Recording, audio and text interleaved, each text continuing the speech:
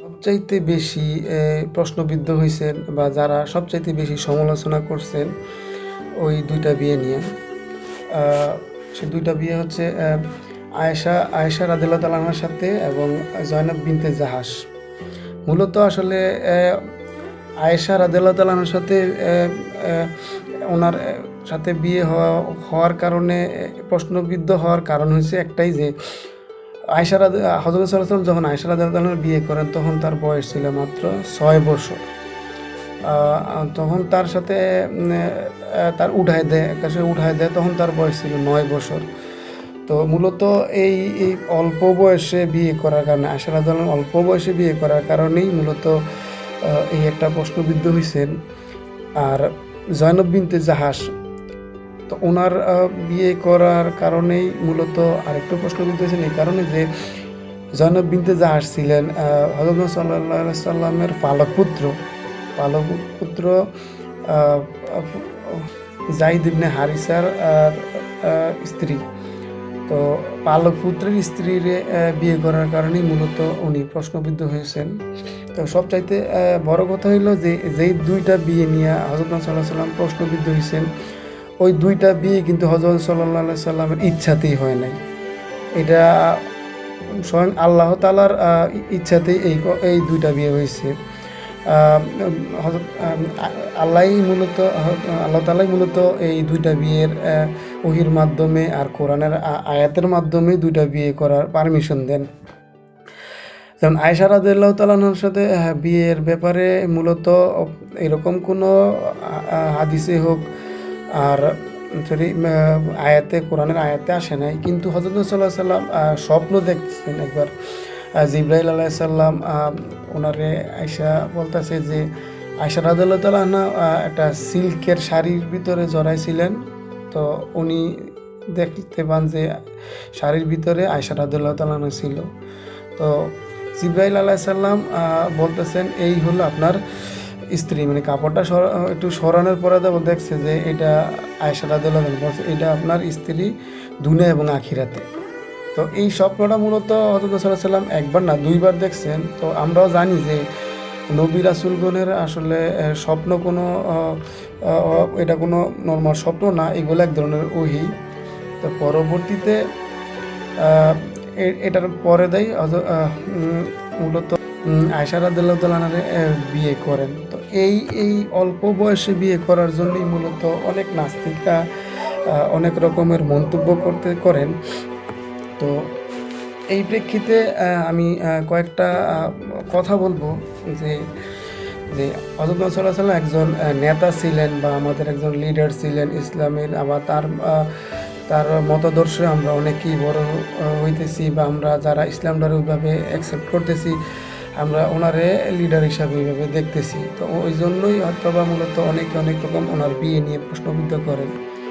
তো এখানে যদি কয়েকটা উদাহরণ দিব যে রবীন্দ্রনাথ ঠাকুর যখন নাকি তার একটা কাব্যগ্রন্থ হৈমন্তীর যে ক্যারেক্টারটা অ্যাপ্লাই করছেন, হৈমন্তী ক্যারেক্টারটা 1926 সালে এই লেখাটা লেখেন।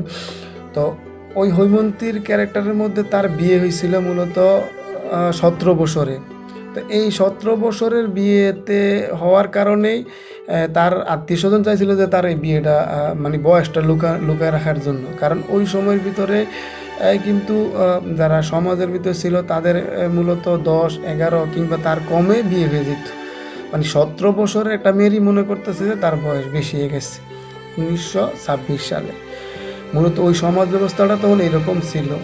তো এইখানে একটা ক্যারেক্টার অ্যাপ্লাই করা হয়েছে যার থেকে আমরা বুঝতে পারি যে একটা মেয়েরও 10 বছরের মধ্যে বিয়ে হইতে পারে। আর 2 নাম্বার যেটা আমি বলবো, যদি আমি একজন রাজনীতি নিয়ে কথা বলি না তারপর একটা উদাহরণ প্রসঙ্গে বলা লাগে যে আমরা অনেকেই বঙ্গবন্ধুর মতাদর্শে রাজনীতি করি মূলত। তো ওনার নিয়ে আমার অবশ্য ওইরকম বলার কিছু নাই। তো বঙ্গবন্ধু যে ফজিলাতুন্নেসা ওনারে বিয়ে করেন, তো ওনার বিয়েটা দেখবেন যে এটা অনেকেই একটু নেটে সার্চ দিয়ে দেখবেন প্রমাণের জন্য যে ওনার বিয়েটা হয় বঙ্গবন্ধুর বিয়ে হয় 1938 সালে। এটা একটু ছাড় দিয়ে দেখবেন যে 1938 সালে। কিন্তু আপনারা আবার যদি দেখেন ফজিলাতুন্নেসা ওনার জন্ম লিখে ছাড় দেন, এখানে দেখবেন যে 1930 সালে। তাহলে ফজিলাতুন্নেসা ওনার 1930 সালে জন্ম আর 1938 সালে ওনার বিয়ে হয়েছে, তার মানে 8 বছরের মাথায় ওনার বিয়ে হয়েছে। যদিও যারা ইতিহাস নিয়ে জানেন তারা অনেকে বলেন যে 8 বছরে বিয়ে করছেন, কিন্তু 11 বছরে ওনার উঠাই দিছে।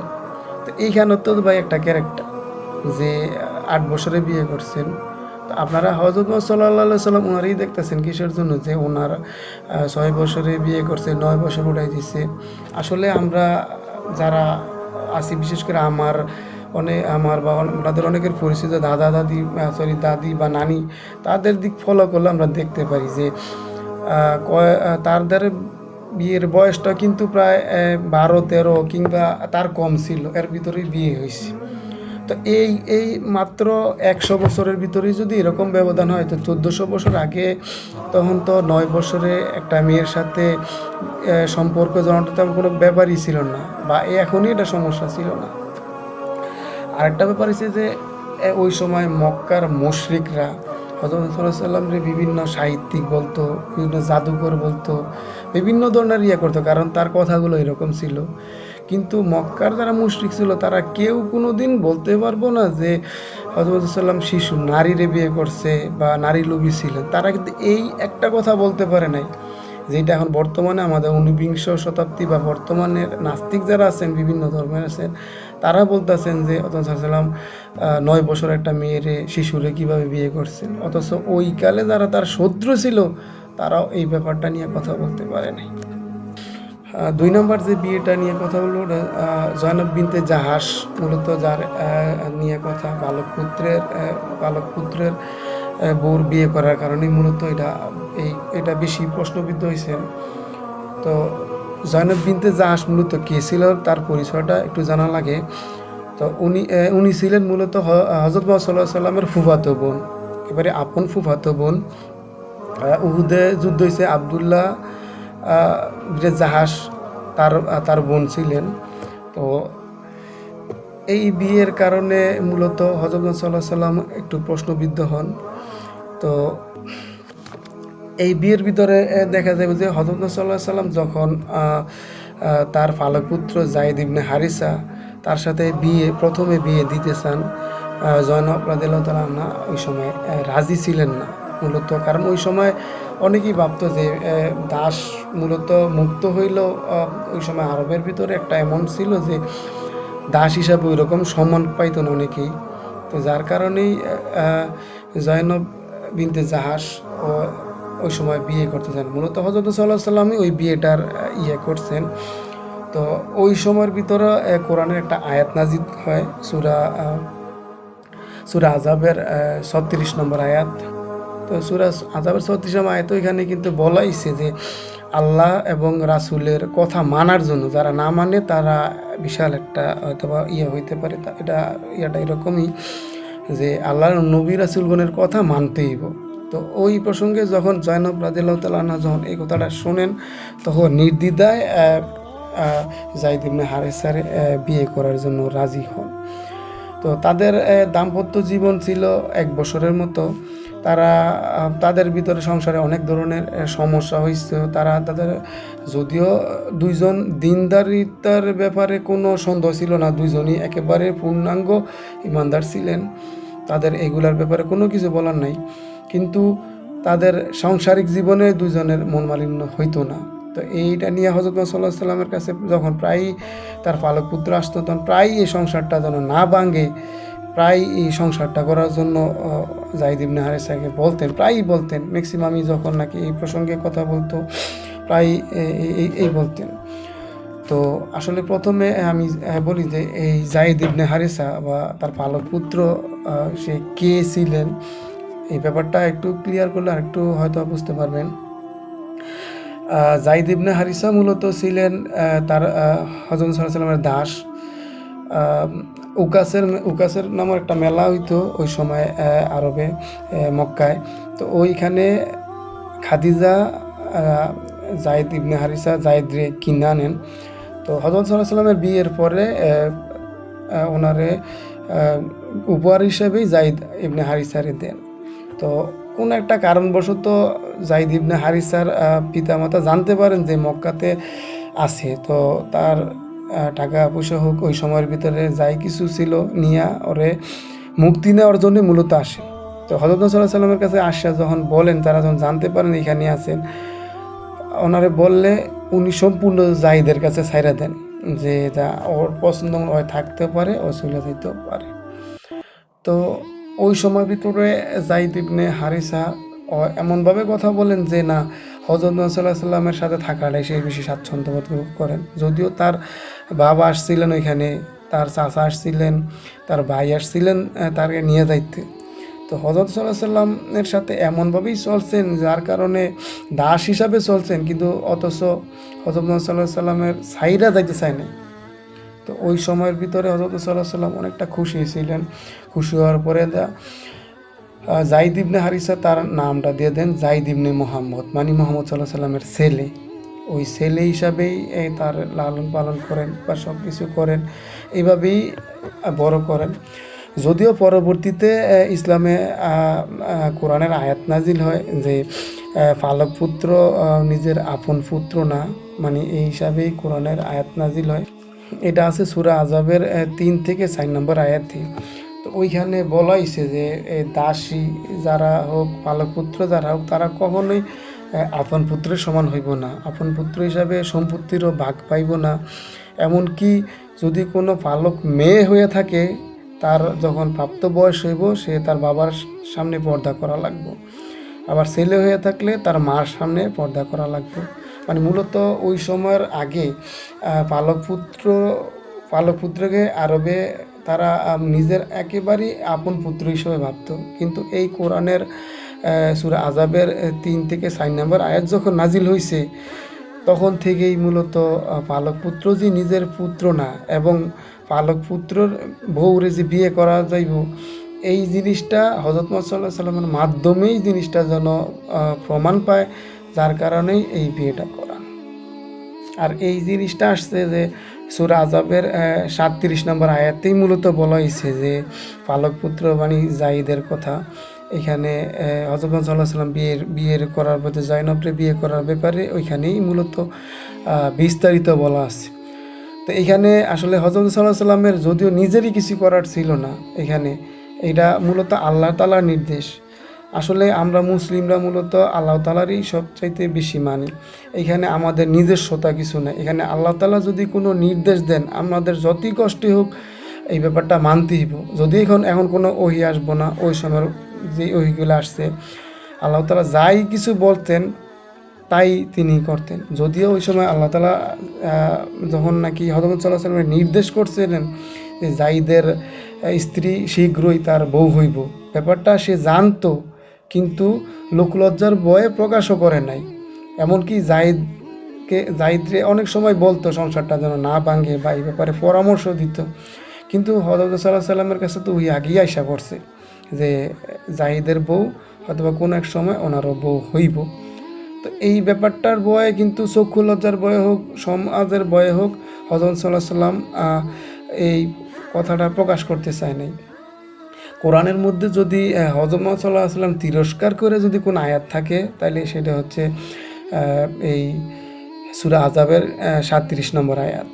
কারণ এই আয়াতে মানে এমনভাবে তিরস্কার করছে আল্লাহ যে তুমি মানুষের ভয়ে, যে মূলত মানুষের চক্ষু লজ্জার ভয়ে মূলত তিনি প্রকাশ করতে চায় নাই, কিন্তু আল্লাহ তাআলার ভয় পায় নাই, মানুষের ভয় পাইয়া তিনি এই কাজটা করছে। কিন্তু আল্লাহ তাআলা তো তার মানে বাণীর মাধ্যমে তা প্রকাশ করে দিছে, মানে দিয়েছেন বা দিয়ে দিছে। তো এই জিনিসটা মূলত ওই সময় উনি মানুষরে ভয় পাইছে, আল্লাহ তাআলারে ভয় পায় নাই। তো এই কারণে এই একটা আয়াতে নবী সাল্লাল্লাহু আলাইহি ওয়াসাল্লামকে তিরস্কার করে মূলত এই কথাটাও বলা হয়েছে। তো এখানে তো হযরত মুহাম্মদ সাল্লাল্লাহু আলাইহি ওয়াসাল্লামের ওইভাবে করার কিছুই ছিল না। তো এই বিয়ের এই পার্টের মধ্যে মূলত 3টা ব্যাখ্যা মূলত পাওয়া যাইতে পারে ওই সময়ের ভিতরে যারা এটা নিয়ে করছেন। তো 1 নম্বরের মধ্যে যে আমরা এই 3টা ব্যাখ্যার মধ্যে 1 নম্বর যে ব্যাখ্যাটা পাই, মূলত ম্যাক্সিমাম আহ, নাস্তিকরা তারা এই কথাটাই বলেন যে হযরত নবী সাল্লাল্লাহু আলাইহি সাল্লাম জয়নবের প্রতি তার যে দুর্বলতা, তার প্রতি একটা দুর্বল ছিলেন বা তার প্রতি একটা আকৃষ্ট ছিলেন। তো এই প্রথম স্টেপে আমরা তিনটা ব্যাখ্যার মধ্যে একটা স্টেপ পাই যে হযরত সাল্লাল্লাহু আলাইহি সাল্লাম জয়নবের প্রতি দুর্বল ছিলেন, তার এক দুর্বল ছিলেন। এটা এক নম্বর একটা ব্যাখ্যা।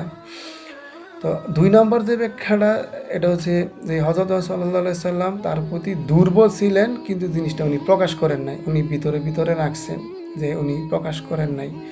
যেটা অনেকেই এই পার্টটা অনেকেই মূলত এই ২টা পার্ট নিয়েই অনেকেই নাস্তিক আছে, তারা বিভিন্ন ধরনের কথা বলেন যে হযরত মুহাম্মদ সাল্লাল্লাহু আলাইহি ওয়াসাল্লাম জয়নবের প্রতি দুর্বল ছিলেন। তারা মূলত একটা উদাহরণও দেখায় যে হাদিস শরীফের উদ্ধৃতি দিয়ে, যদি এই হাদিসটা আসলেই সহিহ কিনা তারা তাও খবর নেয় না। তো এই হাদিসটা এরকম বলেন যে কোনো এক সময় হযরত সাল্লাল্লাহু আলাইহি ওয়াসাল্লাম জয়নবের বাড়িতে যান, যদিও ওই সময় পর্দার বিধানটা নাজিল ছিল না। তো না থাকার কারণে জয়নব রাদিয়াল্লাহু তাআলা ওনারে দেইখা তার প্রতি আকৃষ্ট হয়ে যান, বা তারে দেইখা তার প্রতি একটা দুর্বলতা এসে পড়ে। তো এই দুর্বলতার কারণেই মূলত যখন যায়েদ পরবর্তীতে জানলেন যে হযরত সাল্লাল্লাহু আলাইহি ওয়াসাল্লাম তার প্রতি দুর্বল হয়ে গেছেন, যায়েদ বাধ্য হন যে তারে তালাক দিতে, জয়নবকে তালাক দিতে। তো এই বিষয়টাই মূলত বেশি বলে। তো আসলে আমরা যদি একটু এই পার্টটার থেকে একটা কিছু বলি বা জানাইতে চেষ্টা করি যে যে তার প্রতি দুর্বল ছিলেন, তারে তার বাড়িতে যান, তার দরজা খোলেন, দেখার পরে জয়নবের প্রতি আকৃষ্ট হয়ে যান। কেন? এটা কি জয়নব রাদিয়াল্লাহু তাআলা ওনারে কি ওই দিনই দেখছিলেন? হযরত মুহাম্মদ সাল্লাল্লাহু আলাইহি ওয়াসাল্লাম জয়নব ফুফাতো বোন ছিলেন। সেই পূর্বে ছোটবেলা থাকতেই জয়নব রাদিয়াল্লাহু তাআলা আনহুরে ওনারে দেখে আসছে। এমনকি তার বিয়েটাও উনি নিজেই পড়াইছেন। তো পড়ানোর পরে উনি কেন নতুন দেখতেছেন যে তার প্রতি আকৃষ্ট হয়ে যাইবেন? বরঞ্চ ওনারা আগের থেকেই চিনতেন, ওনারা আগের থেকেই জানতেন সব কিছু। তো ওই সময়ের ভিতরে তো ওনারে নতুন করে ওনার প্রতি আকৃষ্ট হওয়া বা ওনারা নতুন করে ভালো লাগার মতো কিছুই ছিল না। যদিও এই হাদিসটা অনেকেই দেখাইয়া করেন, কিন্তু এই হাদিসের সনদের দিক থেকে দেখা যায় যে হাদিসটা অনেক দুর্বল। এই দুর্বলতার কারণেই মূলত করেন। তারপর ২ নম্বর যে আরেকটা পার্ট আছে যে হযরত সাল্লাল্লাহু আলাইহি ওয়াসাল্লাম এখানে একটা জিনিস গোপন রাখছেন। এটা ওই সূরা আযাবের ৩৭ নম্বর আয়াতে আবার বলা হয়েছে যে তিনি গোপন রাখছেন, যে শীঘ্রই আল্লাহ তাআলা তা প্রকাশ করে দিবেন। তো এই গোপন রাখছেন, মূলত এই বিষয়টা নিয়েই অনেকেই অনেক রকম মন্তব্য করেন। যেমন নাস্তিকরা বলেন যে জয়নবের প্রতি যে তার দুর্বলতা, যে তার দুর্বলতা ছিল, তো ওই জিনিসটা মূলত গোপন রাখছে। কিন্তু আমরা যদি এই সূরা আযাবের ৩৭ নম্বর আয়াতটা দেখি, যে এখানে আল্লাহ বলছেন যে যে জিনিসটা দুর্বল রাখছেন, ওই জিনিসটা আল্লাহ তাআলা প্রকাশ করে দিবেন। তো প্রকাশ করছে মূলত আল্লাহ তাআলা কি প্রকাশ করছেন? এখানে জয়নবের সাথে যে বিয়ে হওয়ার কথাটা সেটাই প্রকাশ করছে। এখানে তো দুর্বলতা প্রকাশ করে না, বা আমরা এই জয়নবের বিয়ে ছাড়া কোনো কিছু এখানে প্রকাশ পাই নাই।